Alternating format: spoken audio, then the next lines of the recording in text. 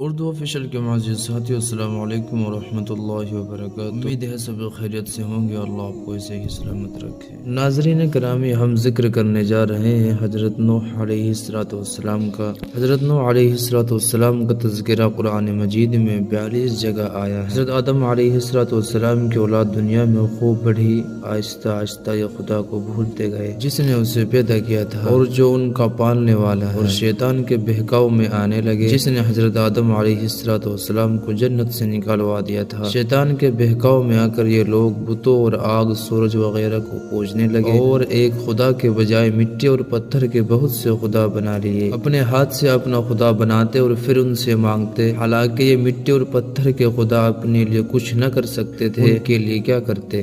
اللہ تعالیٰ نے جو اپنے بندوں سے بڑی محبت رکھتا ہے اس کو یہ بھی گوارا نہیں اس کے بندے شیطان کے بہکاؤ میں آ کر اللہ کے علاوہ کسی اور کی عبادت کرنے لگے اور اس کی سزا میں مرنے کے بعد دوزخ میں جلے۔ اللہ تعالیٰ نے حضرت نوح علیہ السلام کو اپنا نبی بنا کر بھیجا۔ اس زمانے میں لوگوں کی عمر بہت بڑی بڑی ہوتی تھی۔ حضرت نوح علیہ السلام 950 سال تک اپنی قوم میں وعظ کرتے رہے کہ اے لوگو، صرف ایک اللہ کی عبادت کرو اور میرا کہنا مانو، وہ تمہارے گناہ بخش دے گا۔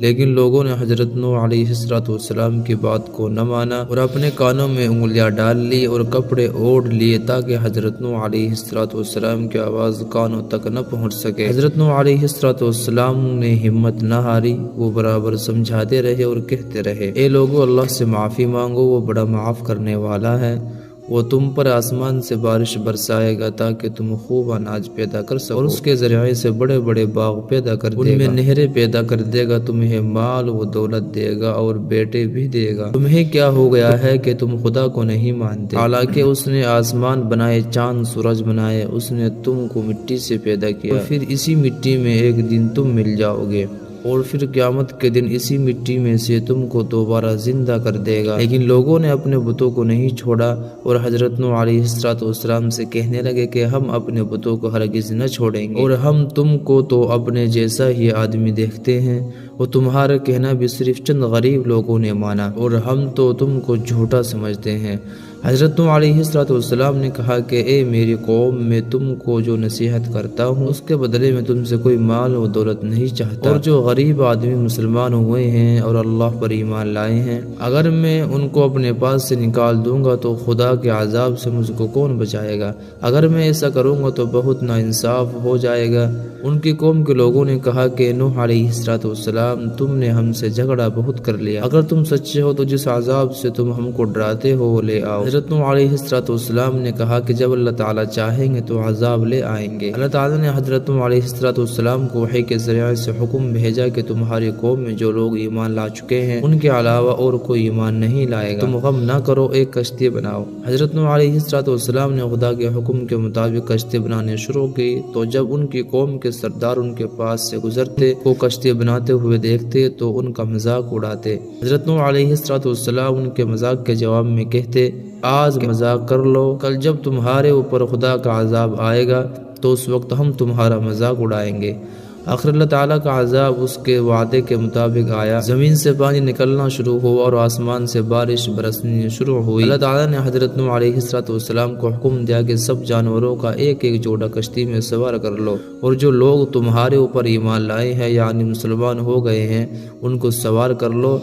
حضرت نوح علیہ السلام نے اس کشتی میں سوار ہونے والوں سے کہا کہ اللہ تعالیٰ کا نام لے کر اس کشتی میں سوار ہو جاؤ کہ اس کا چلنا اور ٹھہرنا اسی کے ہاتھ میں ہے، اللہ تعالیٰ بڑا بخشنے والا اور مہربان ہے۔ کشتی ان کو لے کر لہروں میں چلنے لگی تو اس وقت حضرت نوح علیہ السلام نے اپنے بیٹے سے کہا، بیٹا ہمارے ساتھ سوار ہو جاؤ اور کافروں کے ساتھ مت ہو۔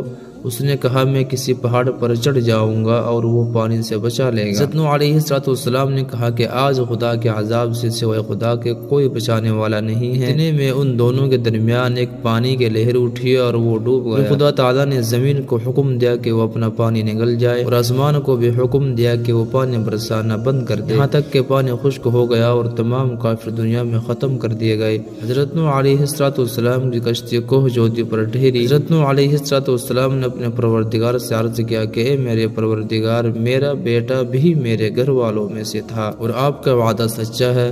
یعنی حضرت نوح علیہ السلام کا مطلب تھا کہ اللہ تعالیٰ آپ نے وعدہ فرمایا تھا کہ تیرے گھر والوں کو اس طوفان سے بچا لوں گا، پھر میرا بیٹا کیوں ڈوبا؟ اللہ تعالیٰ نے فرمایا کہ اے نوح علیہ السلام، تیرا بیٹا تیرے گھر والوں میں سے نہیں تھا کیونکہ اس کے عمل اچھے نہیں تھے۔ میں تجھ کو نصیحت کرتا ہوں کہ ایسی بات نہ کر جو تیرے علم میں نہیں ہے اور جو اللہ تعالیٰ کے علم میں ہے۔